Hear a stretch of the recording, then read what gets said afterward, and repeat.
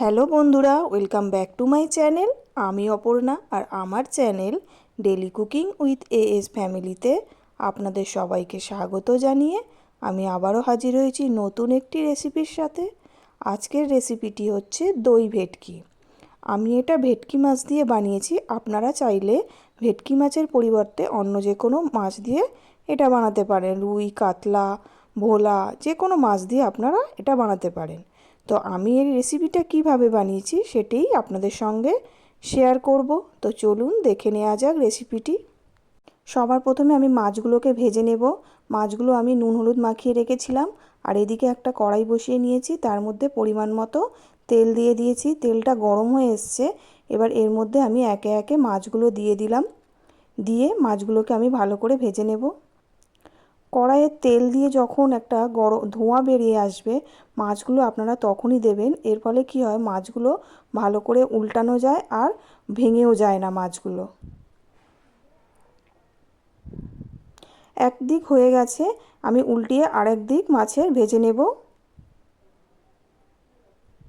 এইভাবে উল্টে পাল্টে আমি মাছগুলোকে ভেজে নেব। খুব একটা বেশি মাছগুলো আমি ভাজবো না।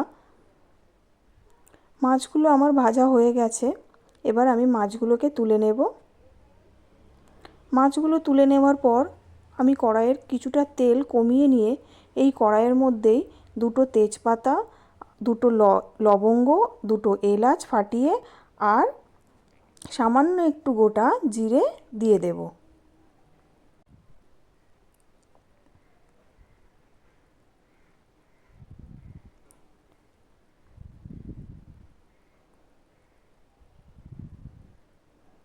এগুলো একটু হালকা লাল করে আমি ভেজে নেব।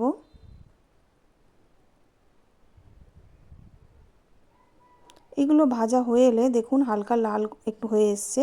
এবার এর মধ্যে আমি আগে থেকে পেস্ট করে রাখা একটা মিডিয়াম সাইজের টমেটো, 7 থেকে 8টা কাজু বাদাম, 2 টেবিল চামচ পরিমাণে আমি পোস্ত পেস্ট করে রেখেছিলাম, সেটাই আমি এর মধ্যে দিয়ে দিলাম। দিয়ে ভালো করে একটু নেড়েচেড়ে কষিয়ে নেব।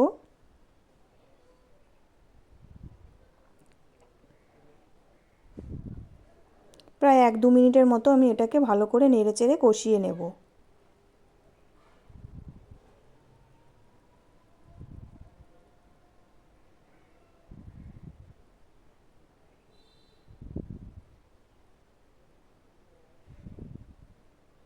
এক দু মিনিট নেড়েচেড়ে কষিয়ে নেওয়ার পর আমি এর মধ্যে প্রায় 2 টেবিল চামচ পরিমাণে আদা আর রসুনের পেস্ট অ্যাড করে দেব। আদা ও রসুনের পেস্টটা অ্যাড করে দিয়ে আমি এটাকেও আরও 1 থেকে 2 মিনিটের মতো কষিয়ে নেব। এবার এর মধ্যে আমি কয়েকটা কাঁচা লঙ্কা আর 1 টেবিল চামচ পরিমাণে জিরে পেস্ট করে রেখেছিলাম, সেটাও আমি এর মধ্যে অ্যাড করে দিলাম। দিয়ে আবারও আমি ভালো করে এটাকে নেড়েচেড়ে কষিয়ে নেব।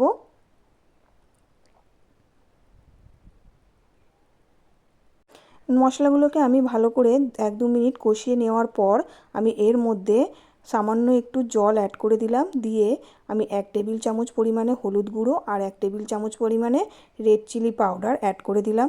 দিয়ে আবারও আমি সমস্ত মশলাগুলোকে ভালো করে কষিয়ে নেব।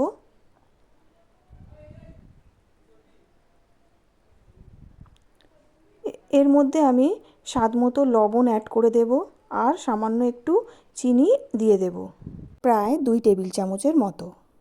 যেহেতু আমি এটা দই ভেটকি বানাবো, সেই কারণে দইয়ের পরিমাণটা একটু বেশিই থাকবে, তাই আমি চিনিটাও সেই বুঝে দিয়ে দিলাম।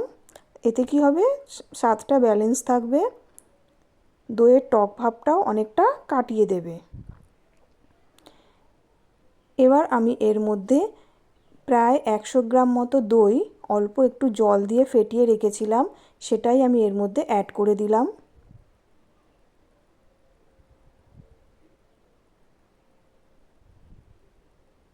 দিয়ে আমি হালকা আঁচে এটাকে ভালো করে নেড়ে নেব। দইটা দেওয়ার পর আপনারা গ্যাসের ফ্লেমটা সবসময় লোতে রাখবেন, রেখে এইভাবে নাড়তে থাকবেন। এতে কি হবে, দইটা ফেটে যাবে না আর সুন্দর একটা মশলা তৈরি হবে। দেখুন এইভাবে প্রায় 1 থেকে 2 মিনিট আমি নাড়াচাড়া করব।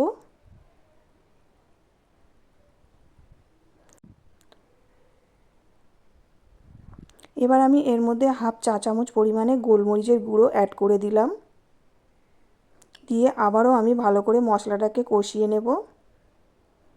এইভাবে মশলাটা কষাতে কষাতে যখন দেখবেন এর থেকে একটা সুন্দর তেল বেরিয়ে এসছে, তখন আপনি এর মধ্যে পরিমাণ মতো জল অ্যাড করে দেবেন। দেখুন মশলাটা আমার কষানো হয়ে গেছে আর মশলা থেকে খুব সুন্দর একটা তেল বেরিয়ে এসছে।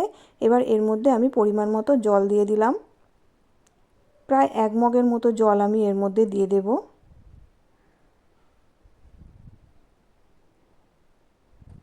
তখন 1 মগের থেকে একটু কম আমি জল দিয়েছিলাম, এখন পুরোটাই দিয়ে দিলাম 1 মগ জল।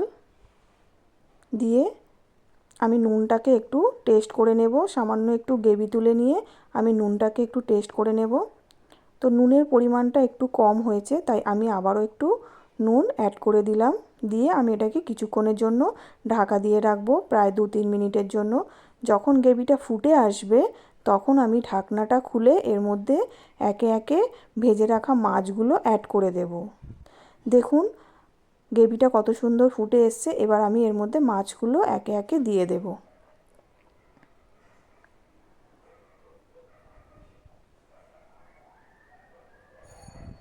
মাছগুলো দিয়ে দেওয়ার পর আমি এটাকে কিছুক্ষণ ফুটতে দেব। আশা করছি আমার এই রেসিপিটি আপনাদের ভালো লাগবে। আর যদি ভালো লেগে থাকে তাহলে আমার এই চ্যানেলটিতে একটি লাইক, শেয়ার, কমেন্টের পাশাপাশি আমার চ্যানেলটিকে সাবস্ক্রাইব করে পাশে থাকার জন্য অনুরোধ রইল। আর পাশে থাকা বেল বাটনটি ক্লিক করে দেবেন, যাতে আমার আরও নতুন নতুন রেসিপির ভিডিওর নোটিফিকেশান সবার প্রথম আপনাদের কাছে পৌঁছে যায়। তো আমার এই ভিডিওটি সম্পূর্ণ দেখার জন্য আপনাদের সবাইকে অসংখ্য ধন্যবাদ। তো বন্ধুরা, আজকের জন্য এইটুকুই।